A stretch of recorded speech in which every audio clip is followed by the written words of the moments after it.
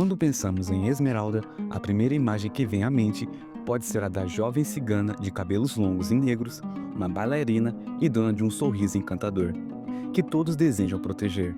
Mas quem foi de fato a verdadeira Esmeralda? Origens da personagem.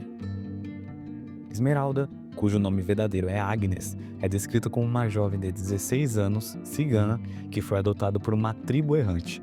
Hugo utiliza Esmeralda para criticar a perseguição dos ciganos, que é um grupo historicamente marginalizado na Europa, e ela é uma personagem que simboliza as jovens mulheres que viviam à margem da sociedade e enfrentavam discriminações e violência naquela época. Esmeralda é uma das poucas personagens de Corcunda de Notre Dame que, ao contrário de muitos outros, não busca se adaptar ao sistema social ou se submeter às convenções da sua época.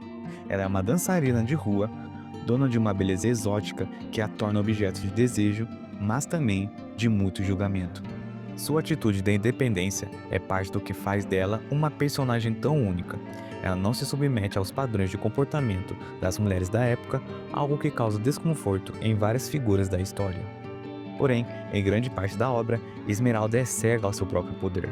Ela não percebe a profundidade da admiração que desperta em outras pessoas, especialmente nos homens que a rodeiam. O Capitão Phoebus, o Arquidiácono Frollo e até mesmo o Corcunda Quasimodo.